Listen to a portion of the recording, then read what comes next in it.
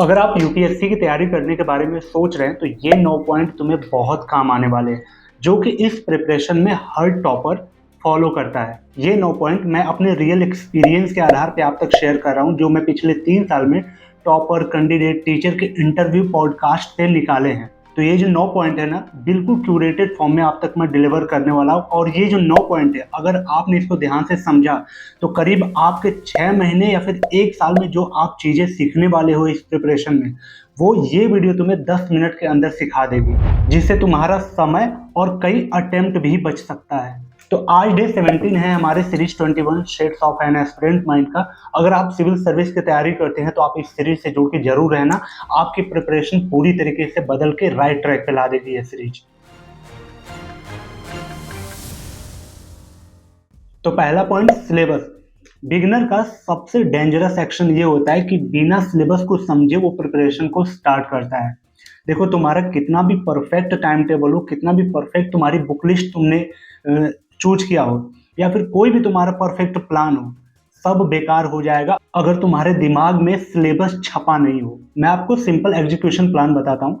आप सिलेबस को मोबाइल में डाउनलोड मत करो, बल्कि प्री और मेंस दोनों का पीडीएफ ना आप निकलवा लो, प्रिंट आउट निकलवा लो, और उसको 7 दिन मतलब 1 हफ्ते तक अच्छे से देखो, ऑब्जर्व करो कि यूपीएससी किन किन चैप्टर को, किन किन सब्जेक्ट को कैसे अप्रोच से पूछता है, मतलब उसका रेंज क्या है, कहाँ तक वो पूछ रहा है। ठीक है, तुम्हारे दिमाग में सिलेबस पहले छापो। तुम्हें रियलाइज होगा कि यूपीएससी के सिलेबस में एक डायरेक्शन तुम्हें दिखेगी, एक पैटर्न तुम्हें दिखेगा। ये समझ में आएगा कि यूपीएससी कुछ भी रैंडम नहीं पूछता।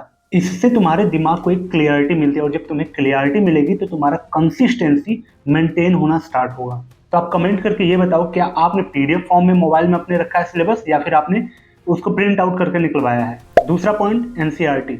ये एक बेस्ट स्टार्टिंग लाइन होती है एनसीईआरटी, और बिगिनर को लगता है कि मुझे 6 से लेकर 12 तक की सारी एनसीईआरटी पढ़नी है, लेकिन ऐसा नहीं है। कुछ सिलेक्टिव एनसीईआरटी हैं 4 सब्जेक्ट के, वो तुम स्टार्टिंग में पहले पढ़ो। जैसे पहला मान लो पॉलिटी का, तो पॉलिटी के लिए आप 9-10 की एनसीईआरटी पढ़ सकते हो।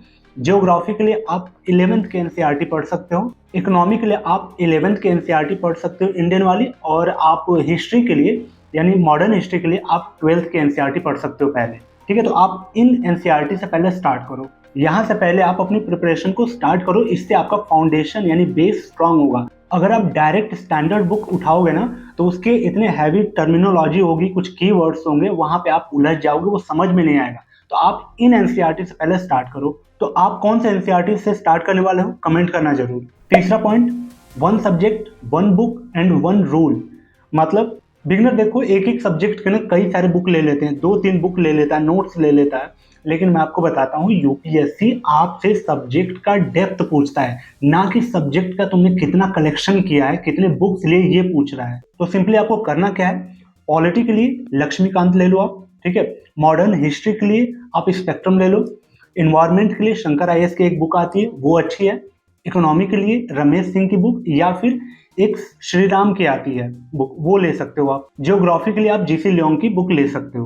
ठीक है, तो ये जो कोर सब्जेक्ट है, आप इन बुक से स्टार्ट कर सकते हो। सिर्फ सिंगल बुक लेना, 2-2 बुक किसी सब्जेक्ट की मत लेना। चौथा पॉइंट, सिर्फ तुम स्टार्टिंग में 4 आवर का स्टडी प्लान बनाओ, क्योंकि यूपीएससी में ना स्टार्टिंग में तुम्हें स्पीड नहीं दिखानी होती है, स्टार्टिंग में तुम्हें हैबिट स्टेबल करना होता है अपना। अगर तुम स्टार्टिंग से ही 10-12 घंटे पढ़ना स्टार्ट करोगे तो मे भी 1 हफ्ते में तुम बर्नआउट हो जाओगे, तुम आगे कंटिन्यू नहीं कर पाओगे। लेकिन 4 घंटे का रूल अगर अप्लाई करते हो स्टार्टिंग से, तो वो तुम्हारे प्रिपरेशन में स्टेबिलिटी लाएगा। ठीक है, इससे तुम्हारी कंटिन्यूटी, डिसिप्लिन स्टार्ट होगा 4 घंटे का। ठीक है, इसमें तुम बर्नआउट जल्दी फील नहीं करोगे, एक रूटीन आप फॉलो कर पाओगे। तो आप इन 4 घंटे में कैसे पढ़ाई कर सकते हो, इसको 3 पार्ट में ब्रेक करना। पहला जो 2 घंटा होगा उसमें आप एनसीईआरटी पढ़ना। एनसीईआरटी वो भी सिर्फ एक सब्जेक्ट की, 2-3 सब्जेक्ट का मत उसी 2 घंटा में पढ़ने लगना। तो 2 घंटे आपको एनसीईआरटी पढ़नी है किसी एक सब्जेक्ट की। 1 घंटा आपको करंट अफेयर पढ़ना है। कैसे पढ़ना है आगे आपको डिटेल में बताता हूँ। और लास्ट का 1 घंटा जो होगा उसमें आप अपने ऑप्शनल सब्जेक्ट को ट्राई करना, पढ़ना। ठीक है, उसके पीवाईक्यू देख के रेंज समझना। तो ये 4 घंटा एनसीईआरटी, करंट अफेयर और आपका ऑप्शनल ट्राई करना है। आप बेवजह स्टार्टिंग में 10-12 घंटे का स्टडी प्लान मत बनाना। आप कमेंट करके ये बताओ कि आप एक दिन में एवरेज कितने घंटे पढ़ते हो पहले तो। पांचवा पॉइंट, करंट अफेयर को ओवर हाइप मत बनाओ। देखो अगर आप एक बिगनर हो ना, तो बिगनिंग में आप न्यूज़पेपर को हैबिट में नहीं ला पाओगे और ना ही इंटरेस्ट आता है पढ़ने में। तो आपको सिंपल करना क्या है, पहला न्यूज़पेपर स्टार्टिंग में नहीं पढ़ना है। दूसरा, आपको मंथली मैगजीन फॉलो करनी है, किसी भी एक कोचिंग कर लेना है, जैसे कि विजन का आता है अच्छा, इनसाइट का आता है, फोरम आईएएस का आता है। तो विजन की भी मंथली मैगजीन काफ़ी अच्छी होती है, जिसका लिंक मैंने डिस्क्रिप्शन में दिया है। तो आप मंथली मैगजीन फॉलो करना, ठीक है, न्यूज़पेपर के चक्कर में मत पढ़ना। और तीसरा ऑप्शन कि आप यूट्यूब पे किसी 10-15 मिनट की कोई क्यूरेटेड वीडियो देखना न्यूज़पेपर से रिलेटेड, ठीक है। तो तीनों पॉइंट क्या करना है, न्यूज़पेपर नहीं पढ़ना है। दूसरा, आपको मंथली मैगजीन्स को ही फॉलो करनी है। तीसरा, यूट्यूब पे 10-15 मिनट की समरी वाली वीडियो देखनी है करंट अफेयर की। जब आपका बेस थोड़ा ठीक हो जाएगा, यानी फाउंडेशन जो सब्जेक्ट वो थोड़ा ठीक हो जाएंगे, तब आपको न्यूज़पेपर पढ़ना है। उस समय आपको ये समझ में आएगा कि न्यूज़पेपर से क्या मुझे निकालना है, छांटना है, और बेवजह की जो न्यूज़ है उसको कैसे हटाना है। जब आपका फाउंडेशन ठीक हो जाएगा ना, तब आप ये समझ पाओगे। स्टार्टिंग में आप न्यूज़पेपर को अवॉइड करना। छठा पॉइंट, ऑप्शनल सब्जेक्ट। ये तुम्हारे रैंक को डिसाइड करने का सबसे बड़ा फैक्टर है, क्योंकि जीएस का जो नंबर होते हैं ना, उसमें ऑलमोस्ट थोड़ा बहुत ऊपर नीचे सबका सिमिलर नंबर होता है। लेकिन ऑप्शनल अगर तुम्हारा अच्छा हो गया, स्कोरिंग अगर तुमने ले लिया, तो एक अच्छा लीड दे सकते हो अपने रैंक में। तो ये बहुत बड़ा डिसाइडिंग फैक्टर होता है आपके रैंक का, ऑप्शनल सब्जेक्ट। अगर अपने लिए बेस्ट ऑप्शनल चुनना है तो सिर्फ 3 रूल फॉलो करो। पहला, जिसका स्कोरिंग पैटर्न कंसिस्टेंट हो, यानी हर साल बहुत ऊपर नीचे इसका स्कोर ना हो रहा हो, ठीक है। तो ये पता कैसे चलेगा आपको, यूपीएससी हर साल अपना एक एनुअल रिपोर्ट निकालती है, वहां से आपको हर ऑप्शनल सब्जेक्ट का स्कोरिंग पैटर्न दिख जाएगा एनुअल रिपोर्ट पे। तो आप वहां से उनका स्कोरिंग पैटर्न देख सकते हो कि वो कंसिस्टेंट है या फिर बहुत ज़्यादा फ्लक्चुएट करता है वो ऑप्शनल, ठीक है। दूसरा पॉइंट, इस ऑप्शनल का क्या मार्केट में अच्छा कंटेंट अवेलेबल है, यानी मटेरियल अवेलेबल है, या फिर अच्छा कोई टीचर है जो गाइड करा रहा है इस ऑप्शनल सब्जेक्ट का। ये दूसरा फैक्टर आप जरूर देखना। और तीसरा सबसे इफेक्टिव पॉइंट कि आपका इस सब्जेक्ट में इंटरेस्ट है या नहीं, ठीक है। तो ये 3 रूल है। पहला, आप उनका स्कोर देख सकते हो, कंसिस्टेंट चल रहा है कि नहीं पैटर्न। दूसरा, गाइडेंस और मटेरियल की अवेलेबिलिटी। तीसरा, आपका इंटरेस्ट होना चाहिए। जब आप ऑप्शनल चुन लो तो स्टार्टिंग का जो 1 वीक है या फिर 10 दिन है, उसमें आप सिर्फ उसको देखो, रीडिंग में हैबिट में लाओ, ठीक है। उसके PYQ देखो, तो उसको ऑब्जर्व करो कि ये कहाँ से कैसे कैसे क्वेश्चन इसमें आ रहे हैं, ठीक है।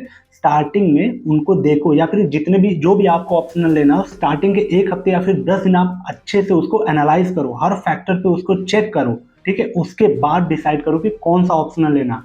तुरंत रैपिडली आप जल्दी से जजमेंट मत कर लो कि हाँ मुझे ये वाला ऑप्शनल चाहिए। पहले अच्छे से देख लो उन तीनों पॉइंट पे, ठीक है। वैसे आप कमेंट करके बताना कि कौन सा ऑप्शनल लेने के बारे में सोच रहे हो, Hindi literature, geography, history, PSIR, ठीक है, क्या लेने वाले हो आप कमेंट करके जरूर बताना। अगला 7वां पॉइंट, PYQ। देखो, इस यूपीएससी के प्रिपरेशन में सिलेबस के बाद जो इस प्रिपरेशन की पूरी जान है ना, वो है PYQ उनका, जहां से कि आपको ये पता चलता है कि यूपीएससी क्या पूछ रहा है, उसके पूछने की रेंज क्या है, किन किन एंगल से वो पूछता है, ठीक है, उसके दिमाग में क्या चल रहा है अपनी इस प्रिपरेशन को लेके, और किस सब्जेक्ट के कितने डेप्थ में वो क्वेश्चंस को पूछ रहा है। ये सारी बातें सिर्फ और सिर्फ आपको PYQ से ही पता चलने वाली है, और कोई दूसरा ऑप्शन नहीं है आपके पास। तो स्टार्टिंग से ही आप सिलेबस और PYQ को पैरेलल जरूर लेके चलना। एटलीस्ट प्रीलिम्स के 10-12 क्वेश्चन आप डेली लगाना। उसका रिजल्ट आप मत देखना कि आपको आ रहा है या फिर नहीं आ रहा, उसको हैबिट में लाना, देखते रहना कि हाँ कैसे क्वेश्चन आ रहे हैं, ठीक है। 10-12 जरूर देखना आप PYQ का।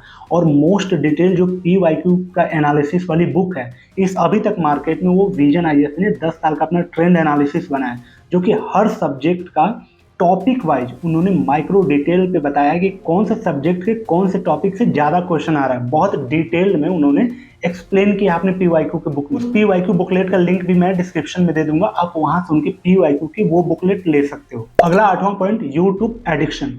देखो, इसमें क्या होता है कि स्टार्टिंग में जो बिगनर होता है ना, बहुत ज़्यादा एक्साइटेड होता है कि मुझे जितनी इन्फॉर्मेशन मिल पाए मैं उतनी यूट्यूब से ले लूँ, तो इसकी वजह से वो 10-12 चैनल यूट्यूब पे सब्सक्राइब करके रखने लगता है, ठीक है। और डे के एंड में उसे ऐसा लगता है कि यार सिर्फ मैंने आज तो इन्फॉर्मेशन कलेक्ट किए, लेकिन मेरी जो प्रिपरेशन है वो बहुत स्लो चल रही है। इसका रीज़न आपको अगर बताऊं मैं, तो तुम पढ़ाई नहीं कर रहे हो, बल्कि आप इन्फॉर्मेशन अलग अलग सिर्फ कंज्यूम कर रहे हो, ठीक है।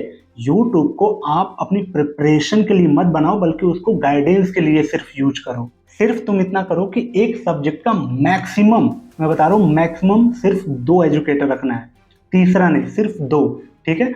और सिंगल बुक लिस्ट अपनी एकदम क्लियर रखो, और सिंगल तुम्हारी स्ट्रैटेजी होनी चाहिए, तुम्हारा रूल होना चाहिए। फ्लक्चुएट या बार बार चेंज होने वाला नहीं कि हाँ ये भी पढ़ लिया, टेलीग्राम पे ये पीडीएफ आ रहा है वो पढ़ लिया, वो वाली बुक अच्छी आ रही है मार्केट में उसको ले लिया, मेरा दोस्त ये पढ़ रहा है इसको ले लूँ, नहीं। क्लियर रखो, जो तुम्हें पढ़ना है वही पढ़ना है, उसका मल्टीपल बार रिवीजन चाहिए। रैंडम अलग अलग सोर्स को यूज बिल्कुल मत करना। और उसके अलावा जो भी तुम्हारे पास चीजें सब हटाओ। 9वां और लास्ट पॉइंट, 60 डे स्ट्रैटेजी।